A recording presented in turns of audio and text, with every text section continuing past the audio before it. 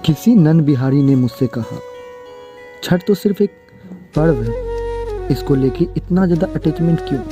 हमने भी बड़ा हंस के जवाब दिया, छठ हमारे लिए सिर्फ त्यौहार नहीं है, ये हमारा इमोशन है।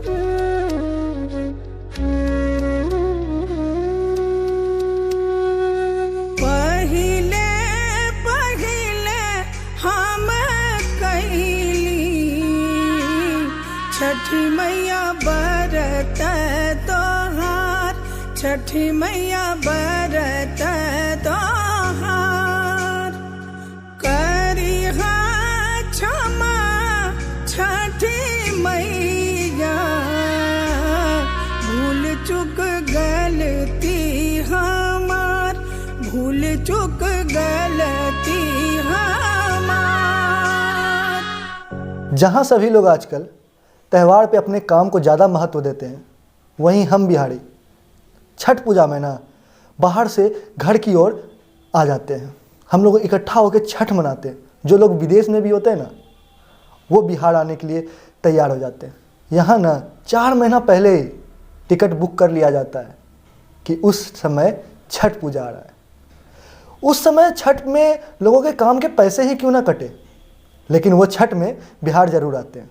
इसीलिए तो कहते हैं छठ पूजा हमारे लिए सिर्फ पर्व नहीं, महापर्व है। जिस तरह लोग पुष्कर मेला में शिरकत करने के लिए पुष्कर जाते हैं, वहाँ की पवित्र झील में स्नान करते हैं, देव दीपावली के लिए बनारस की जगमगाहट की ओर रुख करते हैं, बिहू पूजा के लिए गुवाहाटी जाते हैं और ओणम के लिए एलपी की राह पकड़ते हैं। उसी तरह बिहारी संस्कृति का एक अद्भुत नज़ारा देखने के लिए आपको एक बार बिहार छठ में ज़रूर आना चाहिए। वो ठेकुए की खुशबू, वो गन्ने की मिठास, वह सुबह सुबह उठ के नहाना और नंगे पांव डाला ले जाना घाट की ओर, और वो सूरज की मीठी सी रोशनी, इसी को तो कहते हैं छठ का एहसास।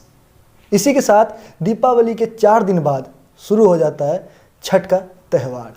वह दीपावली के बाद हाथ में ले कुदाल चल पड़ते हैं घाट की ओर करने घाट की सफाई। वो हाथों में लिए झाड़ू करते हैं रोडों की सफाई, चाहे वो रोड हो 1 किलोमीटर लंबा या 5 किलोमीटर लंबा। हाँ, हम झाड़ू लगाते हुए थकते हैं, फिर करते हैं, फिर थकते हैं, फिर करते हैं, लेकिन करते जाते हैं। इसीलिए तो छठ हमारे लिए सिर्फ एक पर्व नहीं, इमोशन है। दिवाली के ठीक 4 दिन बाद इस महापर्व की शुरुआत हो जाती है, जिसे नहाए खाए या कद्दू भात भी कहते हैं। इस दिन व्रती नहा धोकर शुद्ध शाकाहारी भोजन बनाती है, कद्दू भात। ऐसे तो मुझे कद्दू भात पसंद नहीं है, लेकिन उस दिन पता नहीं क्यों मैं बहुत सारा कद्दू भात खा जाता हूँ। वो दिन गुजरने के बाद अगले दिन आता है खरना। वो दिन मैं बहुत एक्साइटेड होता हूँ, क्योंकि खीर मेरी फेवरेट चीज़ है। उस दिन व्रती शाम में नहा धो के ना मट्टी के चूल्हे पे आम की लकड़ी से जो खीर बनाती है ना, वो खीर का स्वाद फिर मुझे कभी साल भर खाने को नहीं मिलता। उसी दिन से व्रती 36 घंटे का निर्जला व्रत करती है। यहाँ हम 8 घंटे में हमारा गला सूख जाता है, और वहाँ व्रती 36 घंटे तक बिना पानी पिए रहती है। और उसी दिन से व्रती अपना बिछावन अलग कर लेती है, वो अलग सोती है ज़मीन पे बिछावन बिछा के। इस दिन के बाद आता है हमारा सबसे महत्वपूर्ण दिन, पहली अरग, जिस दिन ठेकुआ बनता है, क्योंकि ठेकुआ तो हमारा फेवरेट है ना हम सब का।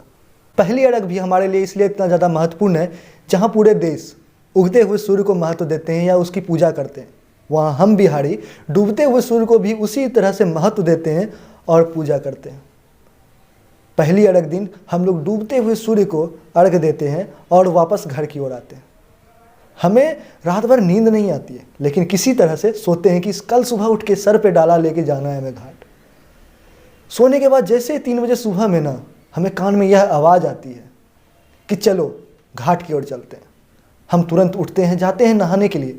हमें ठंड ज़रूर लगती है, लेकिन उस डाले को ले जाने का एहसास ना हमें नहवा ही देता है। हम नहा के सर पे डाला लेके उस 4 बजे अंधेरे में निकल जाते हैं घाट की ओर। हाँ, रास्ते में हमें कंकड़ गड़ते हैं, लेकिन वो डाले की जो भार होती है ना, उस कंकड़ से कहीं ज़्यादा सुखी एहसास देती है। हम जब घाट पहुंचते हैं, डाले को रखते हैं और सूप को निकाल के दीपक जला के उसकी पूजा करते हैं। तभी व्रती भी आ जाती है, वो भी सुबह 4 बजे ही घाट गंगा में उतर जाती है। उसे भी ठंड लगता है, लेकिन छठ माँ की कृपा से ठंड नहीं लगती। दूसरे दिन हम लोग अर्घ, उगते हुए सूर्य को अर्घ देते हैं। अर्घ देने के बाद हम लोग घर की ओर रवाना होते हैं, लेकिन ऐसा लगता है ना कुछ चीज़ हमसे दूर जा रहा है। हमें मन नहीं करता घर की ओर जाने का, लेकिन घर आते हैं। व्रती घर आके डाले की पंडार करती है और एक प्रसाद अपने मुंह में ग्रहण करती है। उसके बाद हम लोग ठेकुए के पीछे यूं कूद पड़ते हैं ना जैसे पूरे साल में कभी खाया ना हो या हमें कभी मिलेगा नहीं। ठेकुए पैकेट में भर के भाग जाते हैं और गांव-गांव घूम घूम के हर जगह प्रसाद खाते हैं। और उसके बाद आंखों में थोड़ी सी नमी आ जाती है कि हमारा छठ समाप्त हो चुका है, और आंखों में यही इंतज़ार लेके बैठे रहते हैं कि अगले साल भी इसी तरह से, इसी खुशहाली से छठ वापस आएगा। तो इसी के साथ मैं विदा लेता हूँ।